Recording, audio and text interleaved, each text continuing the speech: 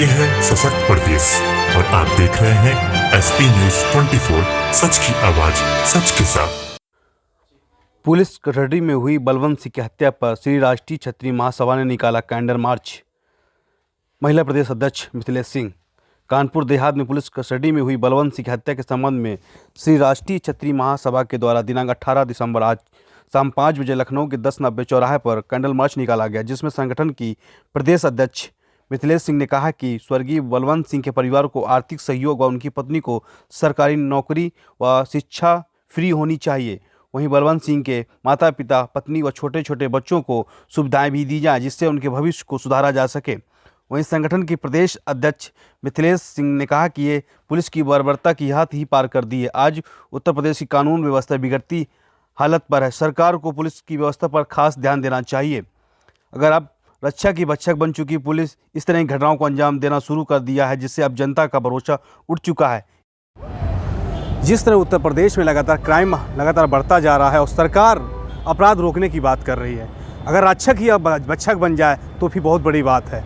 कानपुर देहात में जिस तरह बलवंत सिंह की हत्या की गई और पुलिसकर्मियों की कस्टडी में हत्या हुई है, इसी को लेकर श्री राष्ट्रीय क्षत्रिय महासभा ने इसके कैंडल मार्च निकाला है और उनके परिवार के लिए एक संवेदना व्यक्त की है।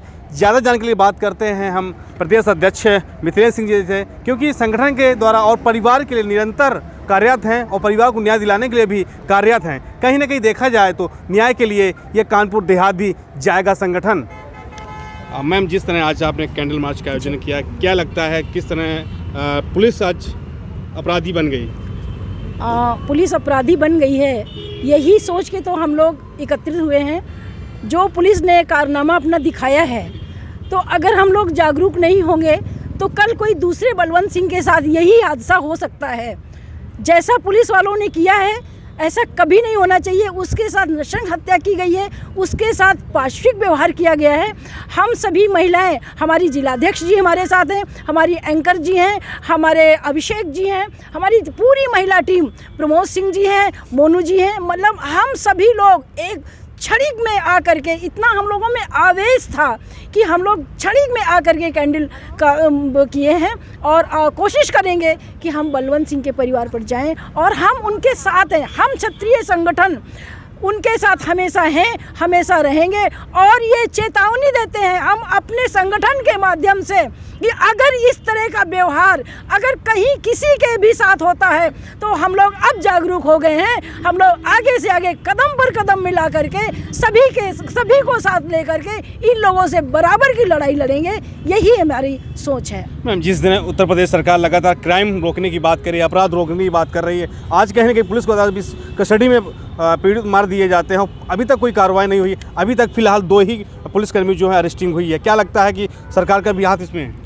सरकार का हाथ है या नहीं मैं नहीं कह सकती, लेकिन सरकार एक्टिव क्यों नहीं हो रही? तुरंत पकड़ना चाहिए, तुरंत ऐसे लोगों सस्पेंड हो गए हैं। करती क्या मजबूरी थी? अगर बच्चे को नहीं परिवार वालों को मिलता तो कुछ भी नहीं होता और पुलिस वाले आराम से बैठते। ये मजबूरी थी उनको सस्पेंड करना। सरकार भी एकदम सोई हुई, उसे तो चुनाव का ध्यान रहता है ना, उसे तो और कुछ याद रहता है ना। हम जितने भी हमारे बच्चे, हमारे जो छोटे दबके के लोग हैं, उनके साथ अगर अन्याय होता है तो सरकार की निगाह नहीं जाती। यही अगर किसी मंत्री का बेटा होता ना, यही अगर किसी मंत्री की बेटी होती ना, तो सारे सरकार के क्या से क्या हो जाता, ये आप सारे सरकार के क्या से क्या हो जाता, ये आप सोच भी नहीं सकते। मैं अभी एक छोटी सी बात बता रही हूँ कि हमारे ही रविंद्रपल्ली में अभी एक केस हुआ। एक लड़के को कम से कम 10 लड़के घेर के मारने के लिए खड़े थे। मैं 11 बजे टहल रही थी और मैंने जैसे ही गाजीपुर थाने में फ़ोन किया तो वहाँ के अध्यक्ष ने ये बोला कि मैम मैं तो अयोध्या में हूँ। मैंने कहा मैं वेट कर रही हूँ, किसी को भेजो।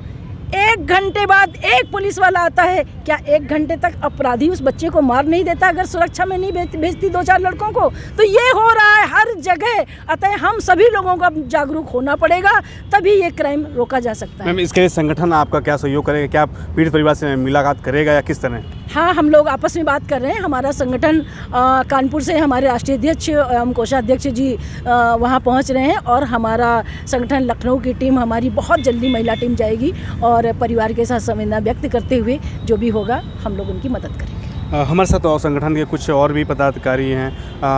सर, क्या नाम है? मेरा नाम डॉक्टर अभिषेक प्रताप सिंह है। सर, जिस तरह कानपुर एक बड़ी घटना हुई है, किस तरह देखते हैं? पुलिस की बर्बरता सामने आई है, होना ऐसा नहीं चाहिए था। वो हमारे रक्षक हैं, उन्हें हमारी रक्षा के लिए लगाया गया है। लेकिन होता क्या है, ये तानाशाही भी है एक एरिया की। बात दब जाती अगर वो खुद स्वयं आके अपने परिवार से ना मिलता। दूसरी चीज़ ये है कि जो भी जांच सरकार अभी तक सोई हुई थी, जब ये ज्ञापन दिया गया है, कुछ कोशिश की गई है क्षत्रिय समाज की तरफ से कि एक भाई है जो अब नहीं है, उसके लिए बात उठाई गई है। तो पूरी पारदर्शिता से जांच हो, ये हम लोग की मुख्य ये है, और दोषियों को सज़ा मिले। अभी भी कुछ लोग फरार हैं, तो कोशिश यही रहेगी सरकार जल्दी से जल्द इसको। सर, लगातार एक्टिंग चल रही है। पुलिस के 2 कल कर्मचारी पकड़े भी गए हैं और लगभग 10 लाख की राहत कोष भी मुख्यमंत्री राहत कोष से दी गई है। क्या लगता है, किस तरह क्या राहत कोष से पैसा देना वो अलग चीज़ है। एक ठाकुर क्षत्रिय हमारा भाई, किसी का पिता, किसी के परिवार का सदस्य उन्होंने खो दिया है। अब पैसे से उसकी पूर्ति नहीं की जा सकती है। पहला ये है कि उसको जो दोषी हैं उसको सज़ा दिलाई जाए, उसको पूर्ण न्याय मिले। जो हमारी बिल्कुल गैर जिम्मेदाराना पुलिस का रवैया है।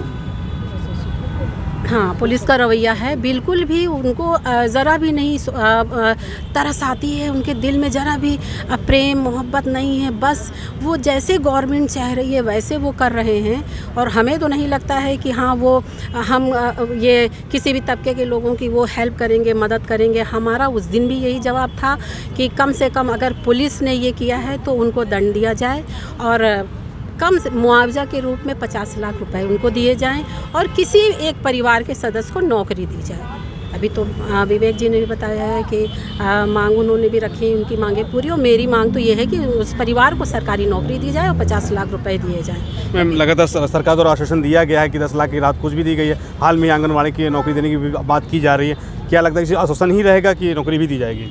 नहीं, अगर वो नौकरी नहीं देंगे, आश्वासन तो वो लोग देते ही चले आ रहे हैं। देखिए, उनका तो बस एक यही है कि हम नौकरी देंगे, हम मकान देंगे, हम शौचालय देंगे, हम ये देंगे, पर वो तो कुछ करते नहीं है, सिर्फ आश्वासन ही देते हैं।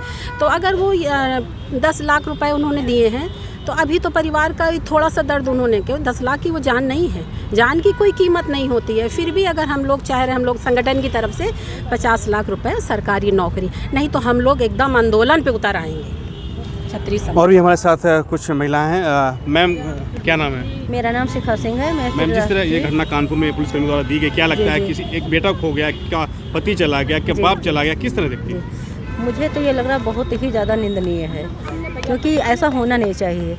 जैसे मेरे हिसाब से वो एक लौता बेटा था घर का, वही एक कमाने वाला था, पूरा अपना परिवार चला रहा था, माँ बाप, बच्चे, बीबी, जितने भी उनके भाई बहन तो है नहीं, अकेला ही है। तो अब इनका घर कौन चलाएगा? इसलिए सरकार को मैम, आज कैंडल मार्च का आयोजन किया गया, संगठन क्या मांग करेगा? संगठन यही मांग करेगा कि उसको न्याय मिले, बिल्कुल, और जो दोषी हैं उनको कड़ी से कड़ी सजा दी जाए।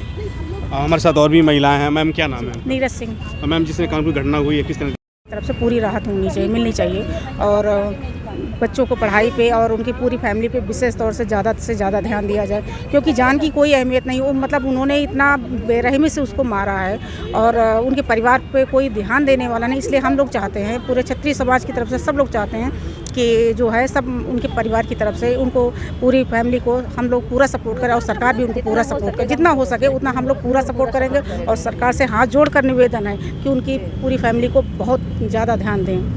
अब हमारे साथ एक बेटी भी है, बेटी से भी जानकारी लेते हैं। किस तरह बेटी किस तरह देखती हैं आप? ये जो भी चीज़ हुई है बहुत गलत हुई है, क्योंकि जो हमारे सपोर्टर हैं अगर वही ये काम करेंगे तो नॉर्मल जो गुंडे मवाली हैं वो तो नॉर्मल सी चीज़ है, वो यही करेंगे। अब हमें किससे उम्मीद है? पुलिस से, और पुलिस ही यही काम कर रही है, तो फिर हम सेफ्टी के लिए अब किससे उम्मीद रख सकते हैं? तो कहीं ना कहीं ये तो होगा, भरोसा उठ जाएगा पुलिस से, क्योंकि वही अगर अपराधी बनती जा रही है तो कहीं ना कहीं उससे भरोसा नहीं कर सकते। बिल्कुल, जब पुलिस ही अपराध करेगी तो फिर सहायता कौन करेगा?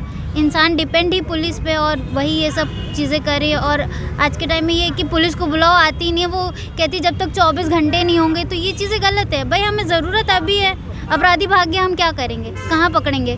अब एक बेटी हैं, किस तरह बेटी देखती हैं? क्योंकि उन छोटे छोटे बच्चे हैं और एक अभी बेटी हैं, एक माँ का दर्द और एक बेटी का दर्द बहुत बड़ा दर्द होता है। किस तरह? ये बहुत सही चीज़ है कि ये चीज़ें गलत हैं कि अब इंसान लड़कियां लड़कियां सेव नहीं है। क्यों नहीं सेव है? क्योंकि पुलिस एक्टिव नहीं है। पुलिस को एक्टिव होना पड़ेगा, अपने फ़र्ज़ को निभाना पड़ेगा, उनके ऊपर ही पूरा भारत चल रहा है और वही ऐसी लापरवाही करेंगे, यही काम करेंगे तो फिर लोग तो बिल्कुल होंगे ही, ये चीज़ें करेंगे ही करेंगे। अब हमारे साथ एक पदाधिकारी हैं। सर क्या नाम है आपका? प्रमोद सिंह चौहान, कानपुर से।